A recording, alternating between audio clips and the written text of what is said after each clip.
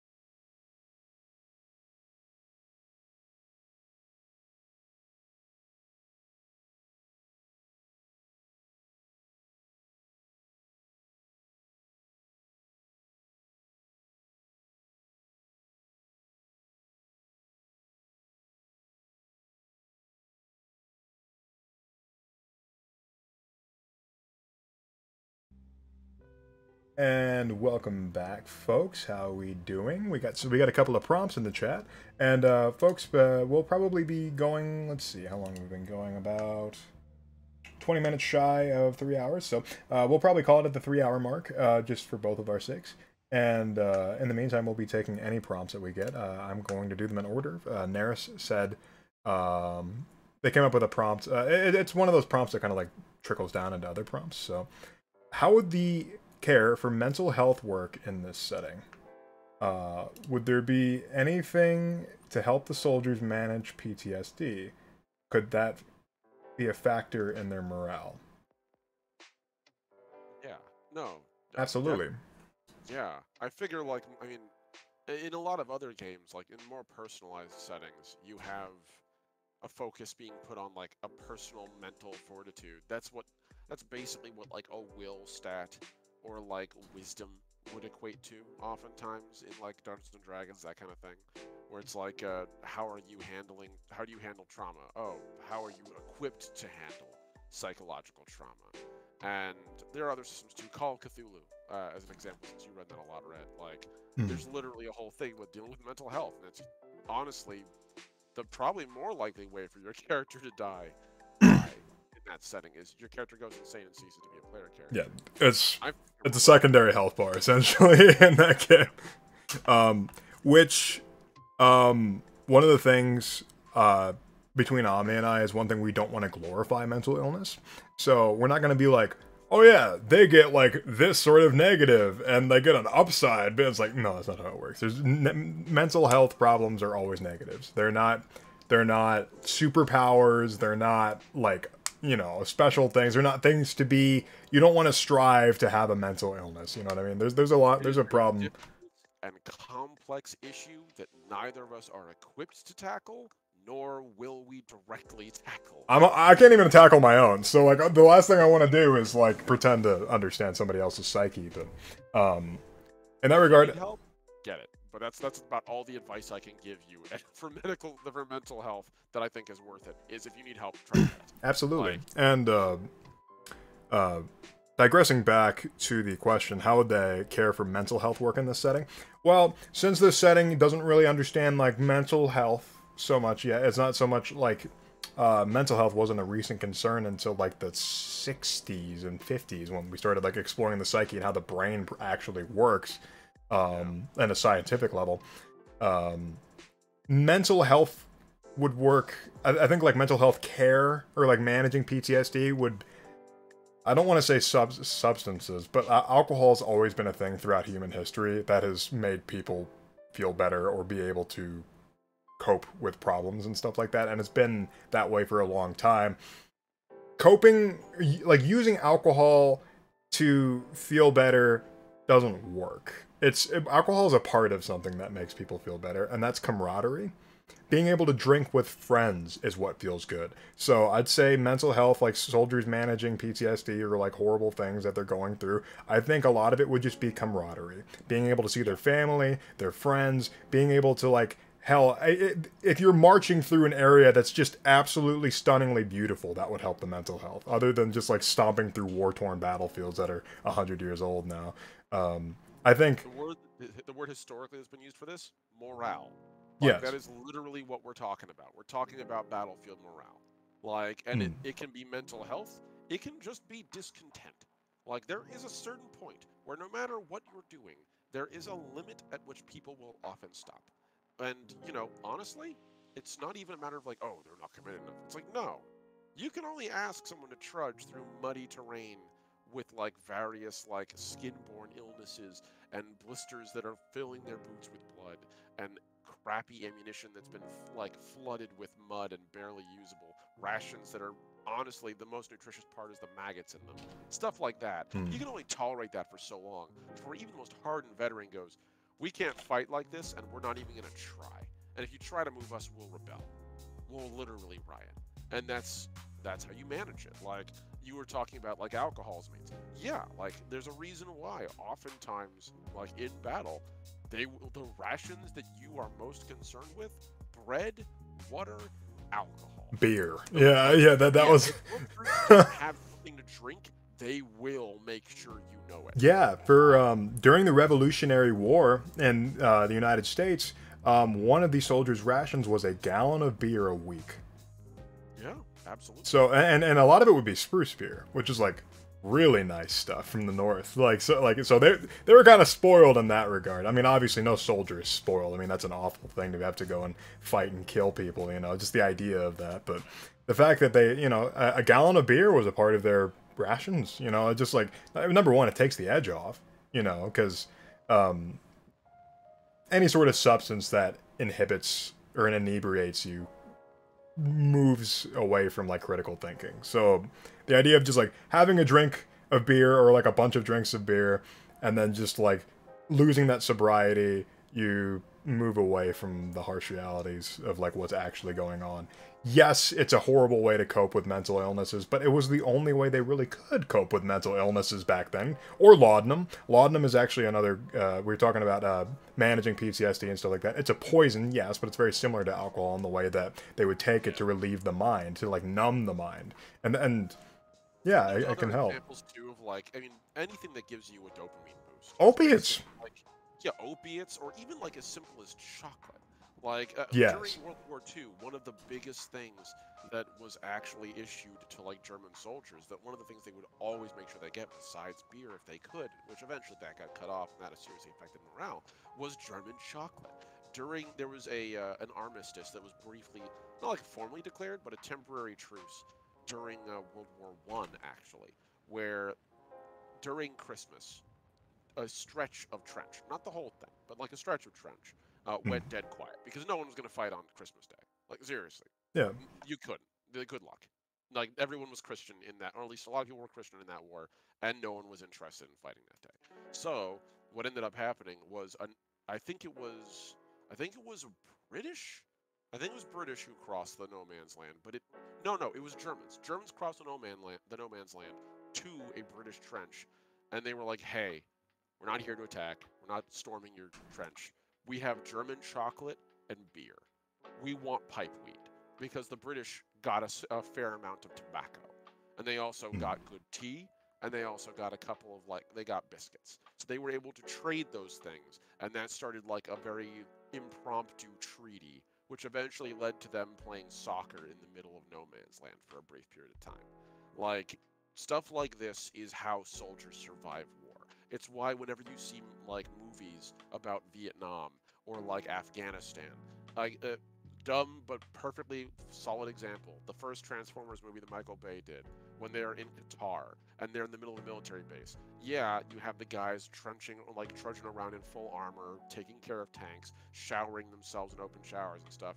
But there's a basketball court right over there, and a couple guys cooking on a grill 50 feet away. And they do it because commanders realize you need to allow soldiers some way to rebalance themselves. And you do that with downtime, with either like anything to distract. It can be addictive, it can be negative, it can be as simple as a bar of chocolate on a rough day. We're forgetting about one of the most obvious languages that everybody speaks, and that's music. You know, I'm absolutely. Having a musician in your army is like, you need a musician in your army essentially. Yeah. Like, if people are feeling like, you know, like all messed up, or like they're feeling horrible about what's coming, and like people are getting nervous and stuff like that, some guy that knows how to play a trumpet, some guy that knows how to play a violin, some guy that knows, let's think of like older instruments like the hurdy-gurdy, you know, stuff like that, you know. Yeah. People that bring those things with them from home and play them, yeah, that's another way to increase morale or like reduce stress, which would be the same thing. Why cavalry charges were often sounded by horns or drums, because that shit makes you brave. Yeah. Simple as that. Like, hearing a dude blaring out your nation's anthem, or like the anthem of your regiment, something you've heard like or sung to around campfires or whatever when you're entrenched before battle, that makes you go, okay, we're gonna do this. It makes it feel a little more grounded. So yeah, I think morale management is what we're gonna. I think, if I'm not wrong, Red, that's probably what we're gonna cover mental health with as like an aspect of morale. Yeah, morale management. That would be an entire part of roleplay. It's being like, okay, morale is going bad. You're running low on food. There was a devastating loss. You know, what happened? Like, what's going on now? Like, what are you gonna do to help cope with that? And it's just like, okay, we do have a musician in the ranks. Okay, what we could do is we could take a break from marching for like a day or two, just to like give people to catch their breath and stuff like that. Hell, let's say we'll make a detour to go towards a lake, you know, so people can fish and swim and stuff like that. Just that sort of thing. Just like, because at the end of the day, soldiers are people before they're soldiers. You know, they are regular people like you and I that have needs, wants, desires, those sorts of things, and aspirations. So yeah, giving them something to like take their mind off of things. Yeah, absolutely. What do you think they send care packages to soldiers? You know, they send like, oh, reminders of like what they're doing. You know, like that could be another thing. Coffee, yeah, coffee is a huge one for World War II.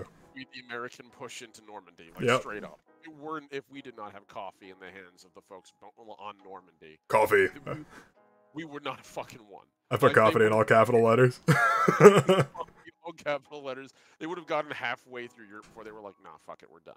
But no, they got fresh coffee, fresh supplies, solid food, solid like rations, all the way up to Britain and to Berlin. Whereas on the other hand, you see the exact opposite effect on both the German forces and Russia, which Russia basically had so many troops that they more or less just took the attrition on the nose and didn't care. Like, yeah, people were tools, you know, like people more so in Russia than like most other places. They just had such a vast population and tactics that lent themselves to like, you can't have bad morale because if you do, we'll just kill you. Like that's pretty much how the commissars operated. Commissar rule definitely made that a difficult prospect. But yeah, like different, and again, how it's handled differently from different troops, that's up to the player. In the same way that you might have an evil or a good character in Dungeons & Dragons. How do you deal with an orphan girl? Well, the evil character might try to, you know, exploit that character somehow for their own advantage. You know, even if it's as simple as like, wouldn't you give this poor little girl a coin? And then scooping the money out of her pan and being like, thanks, kid, and leaving them like a silver or something. Yeah. Whereas, like, a good character might genuinely want to care for them. And if you're a good commander, you might genuinely be concerned for the welfare of your troops. Where if you're a cynical or more, you know, pragmatic, brutal commander, you just might not give a shit.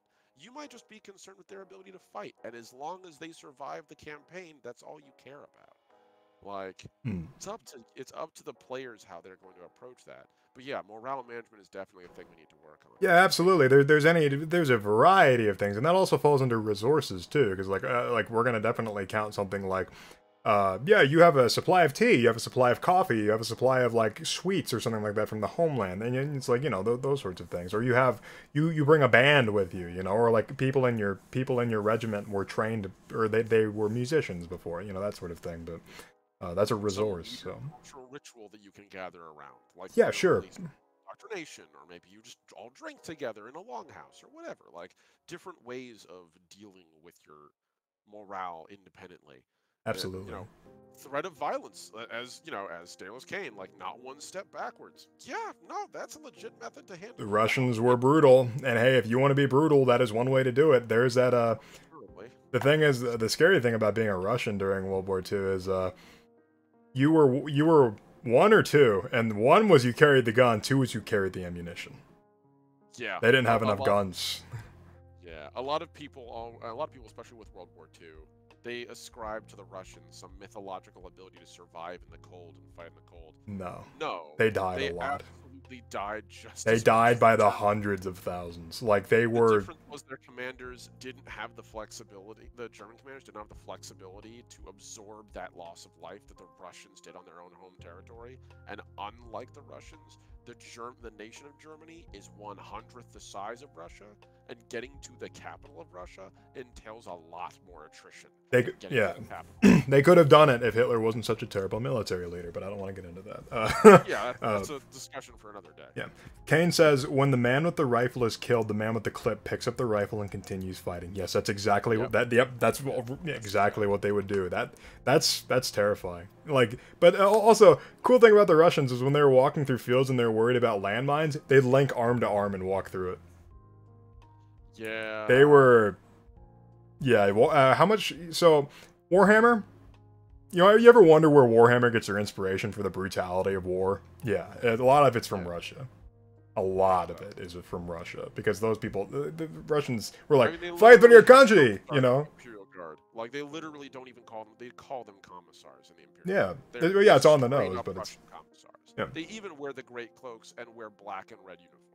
If it was any more on the nose, they would just replace the skull and wings with the, the star. Yeah, the individual doesn't matter, you know, like, that's the whole idea. Replacing, like, Russian iconography with Nazi iconography, so either way, not a person you want to interact with. Yeah.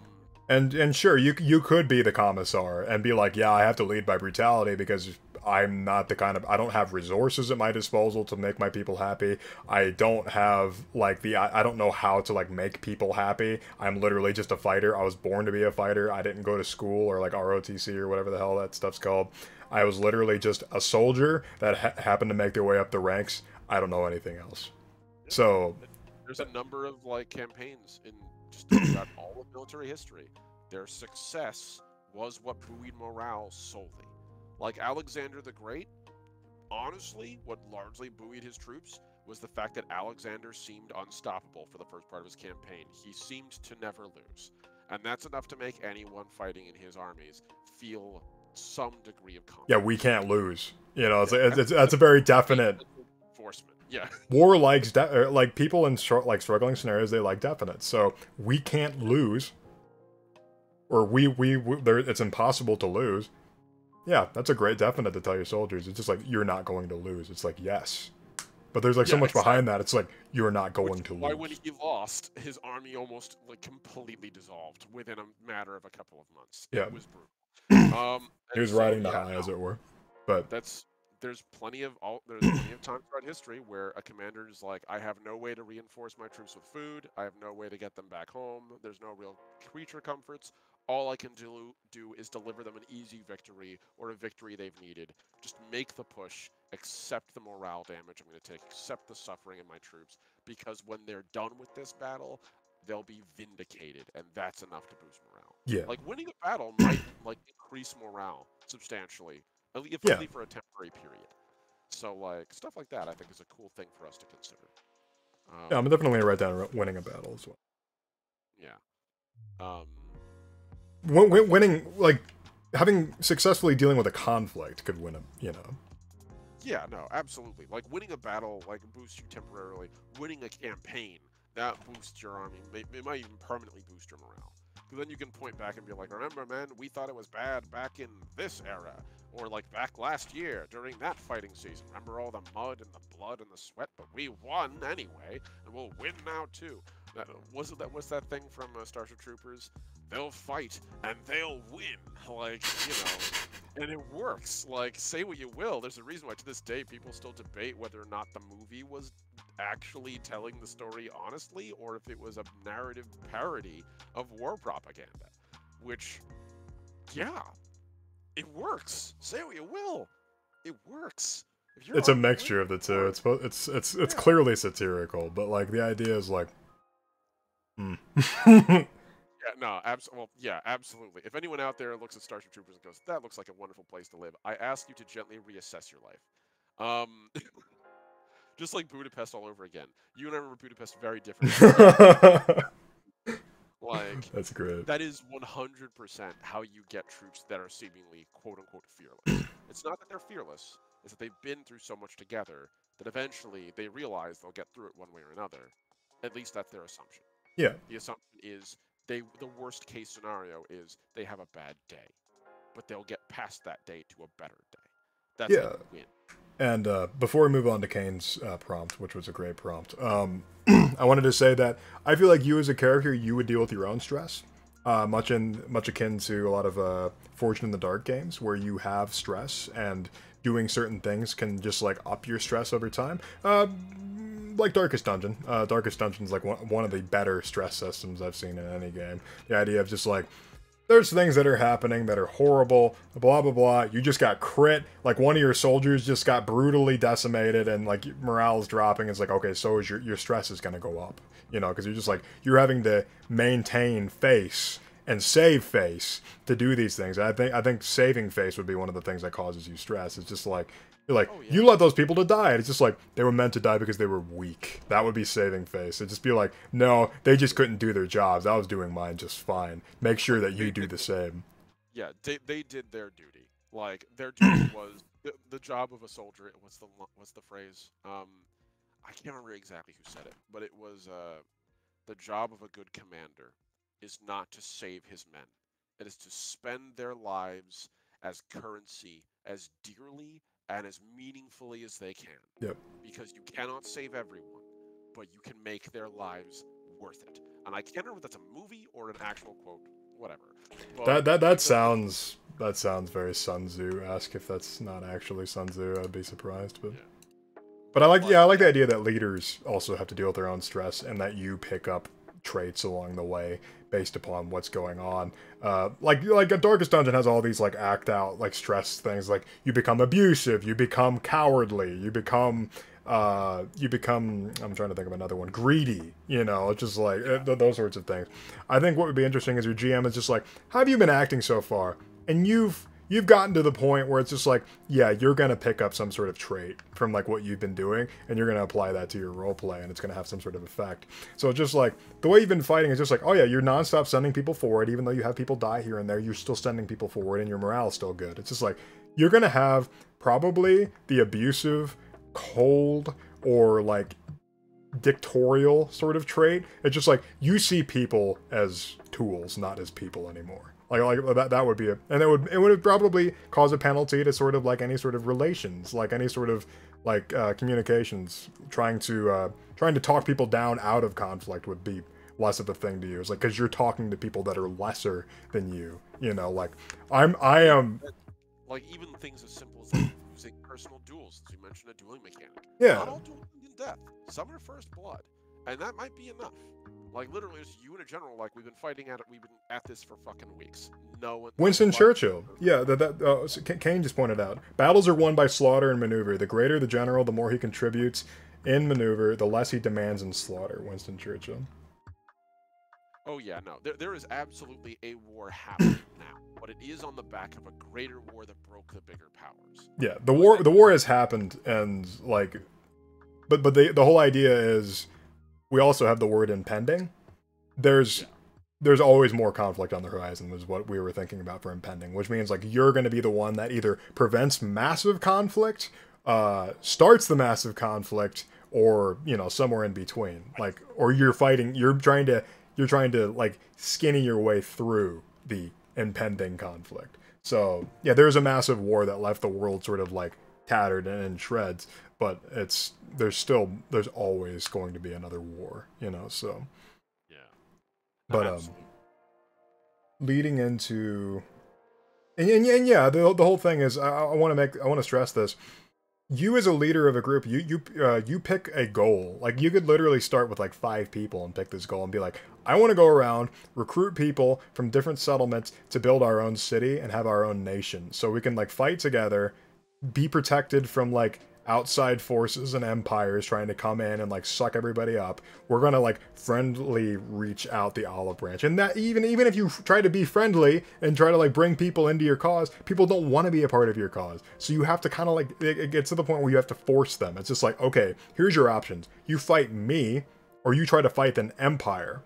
And either way, it's going to end in a lot of bloodshed and no happiness on either side. So that would be the political side of things. It's just like, we need to talk this over. We can do you some favors. We can do some things. We can help you. We can give you representation within our new government and stuff like that.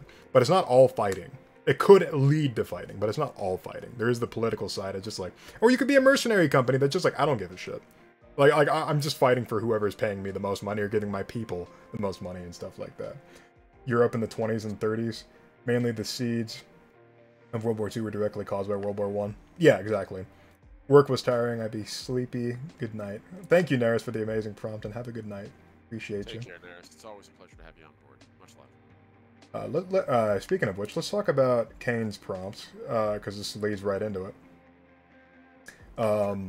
What was the situation that caused the previous war? Obviously, there were a bunch of side circumstances, but there's usually 1 or 2 main factors that turn sparks into boom. Yeah, so there's we do need to decide like what I mean, or we could just leave it vague. It's just like people don't really know what exactly led into the conflict. But there could also be things that just like, oh yeah, Archduke Franz Ferdinand being assassinated, and the tensions already being super high in Europe because of alliances and stuff like that. That's what led to World War One. So, do we have circumstances like that? Were there a bunch of things that happened that led up to this? Was there one big thing that set it all off? Because you know, alliances was the reason. The core reason World War One happened, and it happened so badly, was because of alliances. Right. Yeah, because we started making everyone just started palling up together, and you know, rationally, it makes sense. It makes it harder for you to be attacked. Unfortunately, it also means it's more likely you'll get into war because eventually someone's going to do something stupid, and you're going to have to go defend them. And it turns out, unfortunately, Franz Ferdinand was exactly the stupid thing that got everyone involved, which is the reason why, at least in part, why they were so pissed about everything in World War II, why they had this big chip on their shoulder culturally, because for them, they weren't the ones who even started the war. They were contractually dragged into it because they had their own version of what is effectively nowadays NATO. The Warsaw Pact dragged them into that shit. And just like Britain got dragged in because they were an ally with somebody. No one chose to be in that war except the initial two instigators. And honestly, they didn't even choose. They attacked because one of them had their sovereign shot in the head. And the guy who did it openly said he was acting in the interests of his nation state. And even if the nation state said that's bullshit. Which would be Serbia, right? I believe he was a Black Hand from Serbia? I believe so. Like, I do know that it's still, like, it's one of those topics that, like, how much of it is conjecture, how much of it is, like, you know, fact at this point. Sure. How much of it's been mystified. It's, honestly, who knows? I know the assassin himself was, eating a sandwich and he almost missed his opportunity and he starts chasing the car down the street and shooting. Yeah, exactly, Kane. I can, like, what Kane said, like, arguing the assassination of Franz Ferdinand was less the trigger and this everything. It was an excuse. It was absolutely was. Because the tensions were already high in Europe for a very long time. It was just the spark that someone had laid down a shitload of gunpowder, someone smoked nearby, and it blew up. Whether that was intentional or not is irrelevant. Whether that was the excuse or not is irrelevant. It's just, it was inevitable. When you have that many treaties, someone is going to fight somebody. That you just can't avoid it at that point. I mean, I feel like, owing to that, and hear me out on this, what if part of character creation is deciding what nation you're from and why you think they went to war in the last war? What led to their destruction? Like, at least my thought, anyway. Assassin did miss his opportunity. The sandwich thing was an accidental. Yeah, he I forgot he missed his opportunity because he was like late, and then it just so happens that it's like the parade is rolling by, and he's like, yeah. The thing I remember hearing so stupid is like, if there was ever an argument as to how needless the war was, it was the fact that the assassin who slayed Archduke Ferdinand was so incompetent that he literally nearly screwed it up. Like, twice. And the only reason he assassinated Archduke Franz Ferdinand is because it was literally delivered into his hands like practically divine providence. Honestly, if he missed that shot again, like, then, you know, it wouldn't. Something else would have happened that would have led up to it. Absolutely. Kane says that's a great part of character creation, coming up with the reasons you think that started the war. And then it's up to the GM to make sure at least some element of it is partially true. Yeah, that could be true. You could also be somebody that you could be a propaganda minister for your nation and be like, this is the reason the war started, and that's why this country needs to die. Like, they're evil. We need to do away with them. Blah blah blah. Very like propaganda-esque stuff. And it's like, yeah, none of that ever happened. It's just like it's stuff that's like through like disinformation campaigns, like whispers on the streets. It's like people talking to each other, you know, just random people just having chats with random people. Just be like, hey, how you doing? It's like, you have a moment to talk about the war. It's just don't run from the war. You know, just like talking to them about that. And no, I like the idea. I think what would be interesting is if the reason the war started isn't like there's one main reason. Like there's one thing like for example, the assassination of Archduke Franz Ferdinand, Archduke Franz Ferdinand, Jesus, his assassination. It's hard to say. His assassination like sparks everything that was already there. But I think we should have a factor like that. Like, something happened. Somebody died. Somebody killed civilians on somebody else's territory. Somebody stole from somebody else, you know, or like that sort of thing. Like, or you know, like I think an assassination is the most appropriate sort of thing, because like there could be an entire royal family that died. Like I have a thought. So so looking at Keith Baker, because I was talking about Eberron earlier. There is a kingdom called Sire, and what happened in Sire is that they basically ruled over the entirety of Corvair, which is the continent. And then nations started to break away, and they're like, I'm not loyal to you anymore. We're not doing this, because it's just like, we're not going to be under your hand. We're not going to follow your rules, because we want to follow our own rules. And so that eventually happened. But Sire eventually just blew up because of the Mourning. Like, there was a giant arcane disaster that completely engulfed the entire country, and in apocalyptic type, like, magical wastes. So there's nothing left of Sire. There was no royal throne. So essentially, the Loyalist and the Rebels, they're just now at tentative peace in Corvair, because it's just like, and it is a 5 minutes to midnight sort of setting, because it's just like they're just waiting for somebody to try something. Like, all the nations are just waiting for somebody to try and do something stupid, and they're ready to go to war, like, at the drop of a hat. Because so many of the nations just hate each other.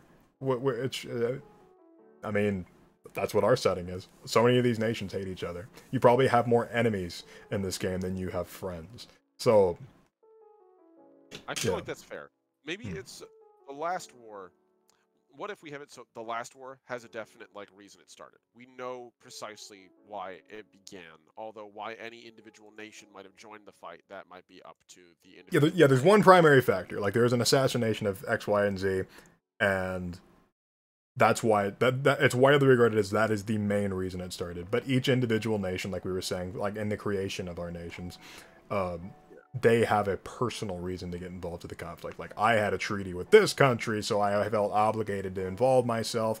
I had the person that was assassinated was the brother of the king of my country that I currently live in, so we felt obligated to get involved, because it's just like, we can't let family kill each other's family and stuff like that, you know, that sort of thing. Yeah, no, I agree with that. I think that's fair.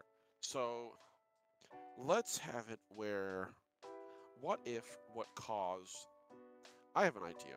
What if what caused the war, what if the war, like World War I, again, it was an inevitability. There was that thing that set it off.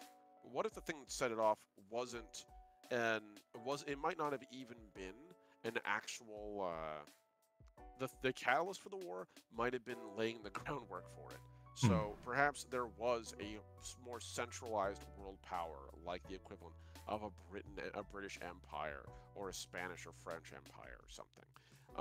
But as a result of just circumstance, it collapsed, like many empires do. In some cases, almost overnight, like the Ottoman Empire dissolved so rapidly.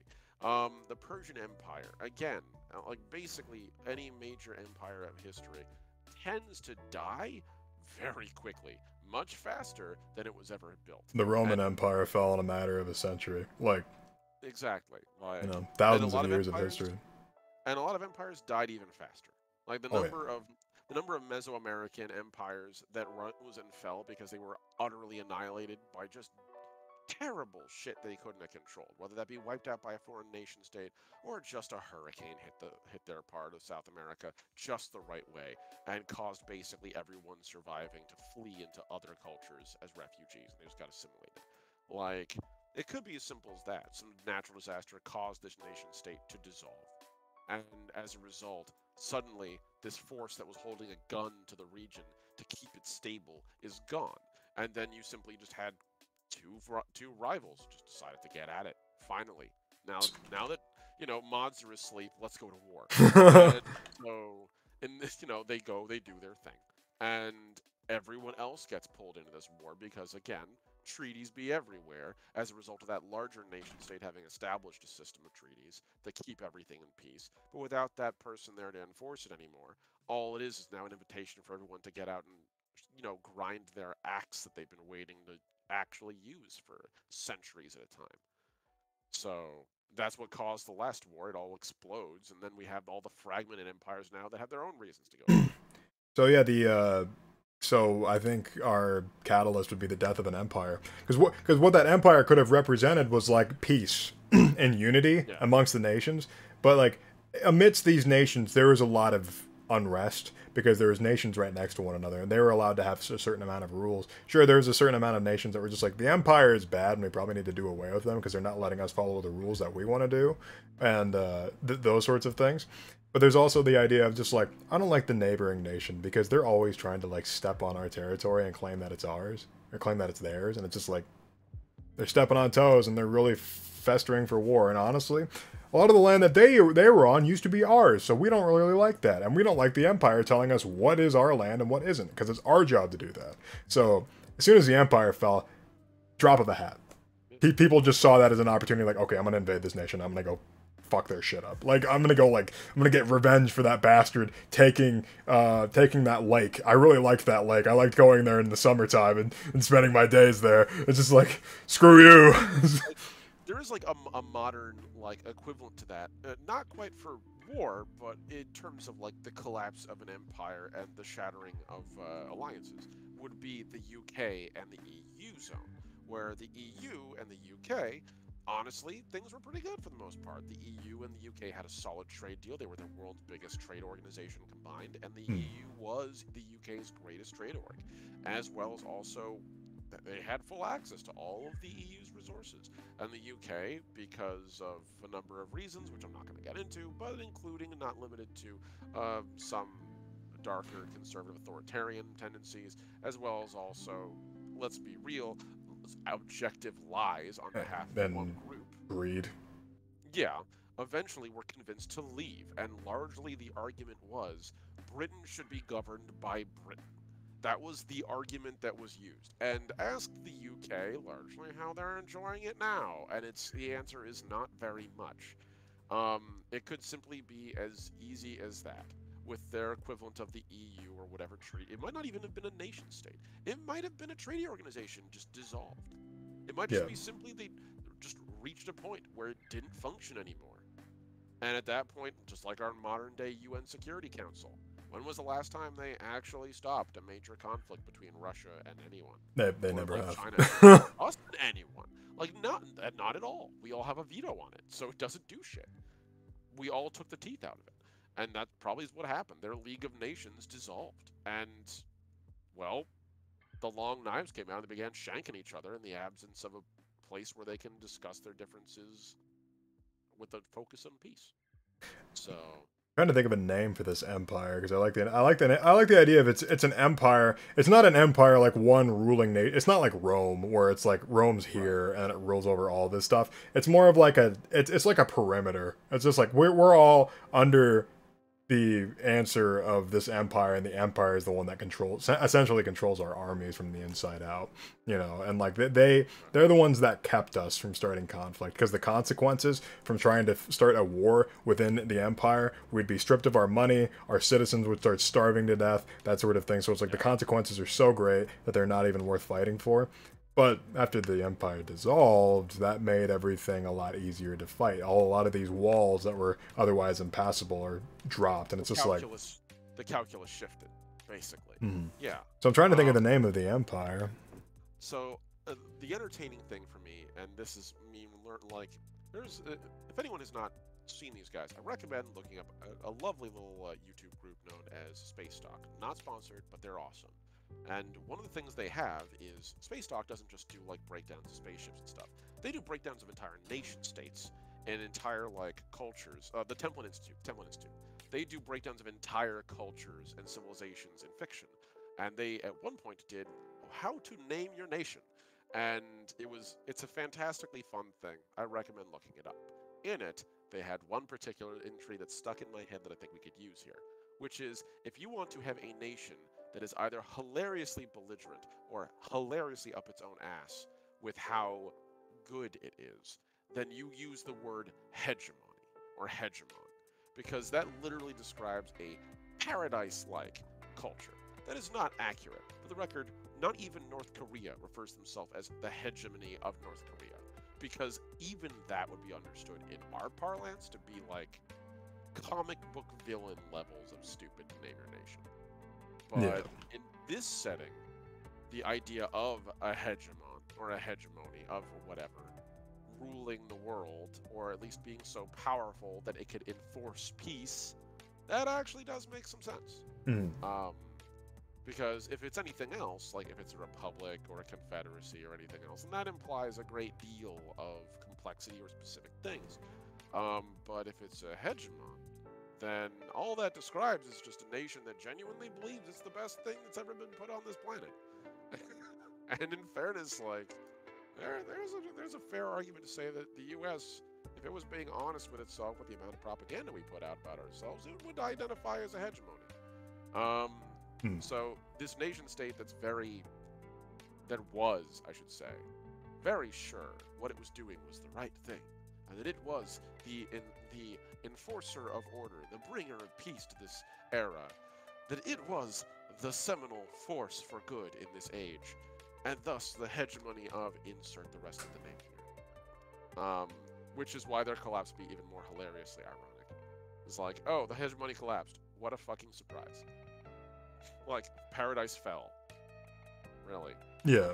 Like, I don't think they would call them the hegemony after it all happened. I think they'd still refer to them as an empire, because empire is just like, yeah, they're very domineering and they told us what to do all the time, but they would be the hegemony. Yeah, like that would be their term. Nowadays, it's remembered as like the empire. They could even just be called the fallen empire by everyone else. Like at this point, they're so irrelevant. They're just like, yeah, whatever.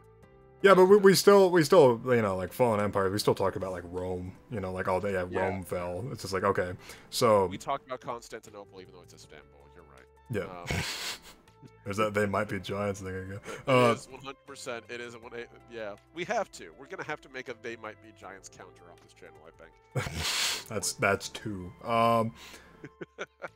So the hegemony of. Bleh.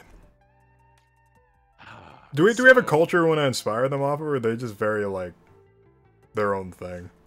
I feel like, unfortunately, the easy solution would be to take a look at actual like major superpowers, which unfortunately the only superpowers we ever had have been like the biggest ones were the Spanish, British, Dutch, and Portuguese empires of old, and then the modern Russian Empire during the Soviet era, I should say, and modern US, and the rising China now. So, like, those are what we're talking. Because basically, like, that's the reason we don't have World War III. Like, right now. Like, say what you will. It's because of the fact that those nations have so many nukes that if anyone does anything stupid, then literally the nuclear reprisal for messing with one of their treaty allies. I mean, the reprisal is nuclear warfare. Like, that is the biggest gun to head. Be peaceful, I can imagine. Is a nuclear gun to your head like, hey, I get you might have beef. Fucking walk away. And, yeah, no.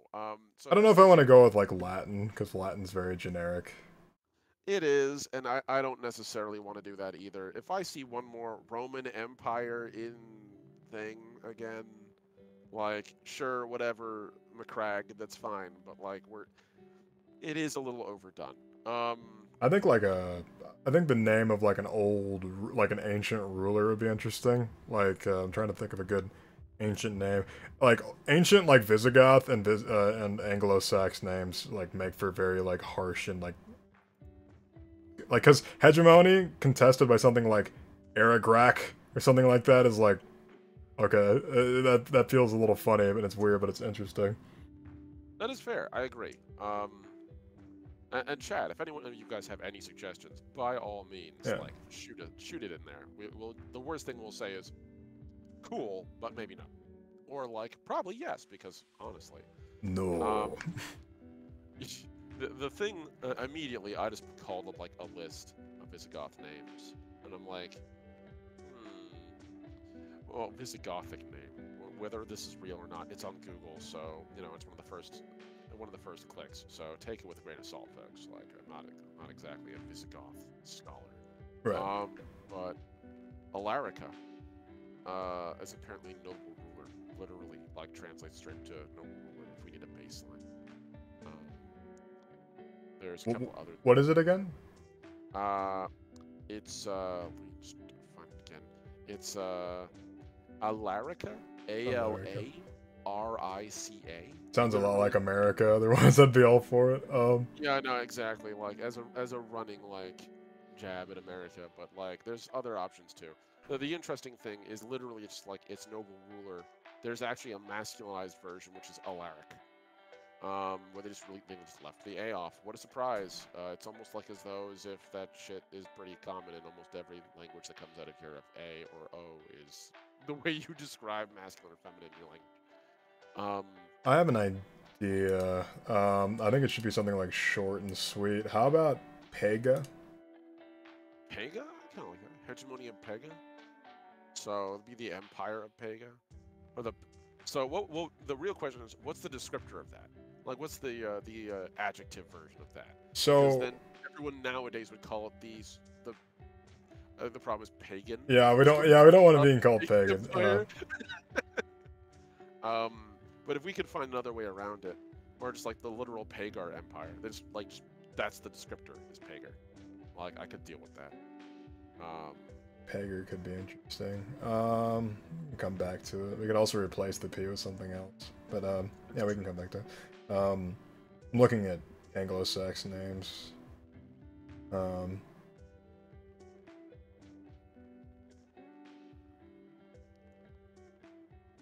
There's one here, Resimir. Recimir. Literally great king. Resimir. I like Resimir. Yeah. We could run with that. You like the Resmeric Empire? I like that. Or the Reseric Empire? Reseric sounds cool. Reseric sounds great. The Reseric Empire sounds great. I actually like that.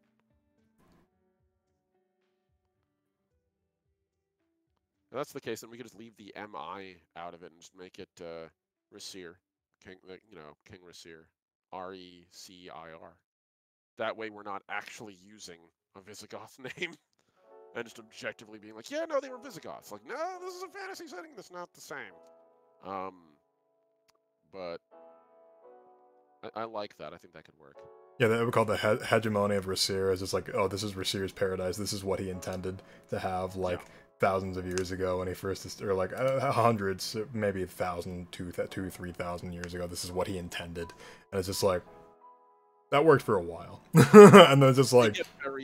I get very, Isaac Asimov Foundation vibes out of that. Mm-hmm. Like, it's like, the empire that lasted 1,000 years, and basically its rulers are just clones of its first, keeping on his legacy. And then it collapses because of fucking course it will. Yeah, absolutely. You gotta change with the times. You gotta things constantly are changing, and if you're not willing to change and you're immovable, that level of asceticism is not going to work. You know, you need to adapt with modern needs. When a mathematician enters your court and tells you, I can statistically tell you how long it's going to be till your empire collapses based entirely on your behavior patterns because you don't fucking change, maybe rethink your life and your empire. Indeed. But in our favor here, our friend here actually didn't, and it collapsed, and it led to the rest of this setting, which I very much do. We like Resir or Resir? I like the Z. Resir sounds. I like the Reseric Empire. Reseric sounds cool. That's the real reason I like it. I love the pluralized version, the adjective version of that. The descriptor version of that. That's really cool. Resir, Galamond. I think that's finished. I think I'm basically done with that art. Oh yeah. I like the idea of having like a really long name, just like, and then there's some people that probably still believe in the Empire, like follow in like the religion and stuff like that, because Resir is probably worshipped like some sort of religious figure, I'd imagine. Oh, absolutely. I mean, even if it's just like a cultural figure of great import. Like, how many people still to this day will swear by George Washington, even though they know like next to nothing about the guy? Like, you know. Love me some thing. Washington. Here we go. Bam. It's done. Threw it in writer's block. Let's see. King Galamond Vega Resir. The fourth. The fourth. I love Galaman Razir. Vega makes me immediately think it's a space opera, but that's just because of the stupidly like identifiable star. Um, Let's but like see. Vague. it could be just Vera. Vera Razir. Yeah, I could see that. Galamon Vera Razir. Like that works for me. What do you guys think? Would you venerate Galamon Vera Razir's memory for 1,000 years before your empire crumbled? Post in your comments how long your empire would fall with that name. I don't know, the Resurrect Empire, the Rezeric, however you want to pronounce it. I'm never a stickler for pronunciations of my names and settings because that also creates interesting. It's just like, oh yeah, the people from this nation call it Rezeric, but the people from this nation call it Rezeric, and these people call it Resurrect. So it's just like, you know, all these different pronunciations. It's very cool. Anyone who insists there has to be a true pronunciation for a word, please go to New York and tell that to one of like the many boroughs. I'm sure they'd be very quick to educate you on how full of shit you They can't even pronounce their A's. They replace all of their A's with O sounds if they can afford it. Like, I say this as a New Yorker, by the way, everybody. Like, it comes from a place of love, but seriously. Hey, don't worry. People down here in Missouri say Warsh. They like add R's to places that don't belong. So Yeah, that's fair. they say Missouri. It's like, bro, that's an I. So, all right. Well, I think that's a good stopping point. We got a good foundation here. Yeah. Okay. So, do you want to do like a quick shout out and then we can find a raid? Obviously, we're gonna raid in Derek. Absolutely. So everybody, hi. I'm the Last Omnitect, your favorite robot American. You guys can catch me on my stream. Normally, you would be catching me twice a week on Wednesdays and on Saturdays, if not also on Thursdays. I hope to be running some TTRPGs on my own channel soon. But right now, I'm kind of going through a bit of a rough spot with my housing. We are currently gathering money so that we can go to an apartment because our landlord, after us moving 13,000 or 1,300 miles, not 13,000, 1,300 miles, drained basically all our money. It literally took all of our savings to get me up here to New Hampshire. And the guy basically tells us that we have until January 1st to be out of the house or he will trespass us. So we're looking for a new apartment. We have some leads. We're hoping we'll be able to get settled, but we're still trying to scrounge up as much money as we can because we need basically first month's rent times 2, plus whatever else might be convenient to help alleviate the burden of moving in, food, you know, furnishings, whatever we might need. So any help you guys can give, my Ko-fi, very much appreciate it. I have it posted there. You guys can find that on that site. I'll try to see if I can get the exact link. Thank you so much, Red. Perfect. Absolutely. And yeah, the goal there is literally the first month's rent and also the down payment. So any help you guys can give, even if it's just $1 or just spreading the news, spread the word around, see if you can give me any help, I'd appreciate it. You guys have all been so helpful so far. Truly, the outpouring of love has been phenomenal. Thank you all so much. I love you all. And Red, I'm so happy to be back in the show with you, buddy. Absolutely, boss. I'm really happy to get back to this show, just because like it's been a very long time since we've done it. I think we stopped in February or March. Actually, it was probably way later than that. I'm just misremembering, but it was around then. I think it was around then. Yeah, well, I think we got only as far as March at that. Yeah, you would be surprised how many ideas you come up with in like entire settings. Entire settings get fleshed out in a matter of like a few episodes, and it's just like, yeah, that's what world building looks like. You literally just spend like like 20, 30 hours and you have like an amazing setting, and it's just like, okay, not even that many hours, you know, you could have the great beginnings of a setting to have people roleplay in and make their own stuff. So that's probably what this is going to be this time around. I think this will definitely be turned into a game, and I feel like it has a lot of potential to be a great game. And will we have a guest on next week? We'll see. If we don't, we don't, and it'll just be Omni and I. If we do, well, we have a guest on next week, and you'll hear about it before, you know, too soon. But anyway, thank you folks for joining us, and we are going to raid out into DMDM Studios, so I appreciate you very much, and I hope you have a wonderful night.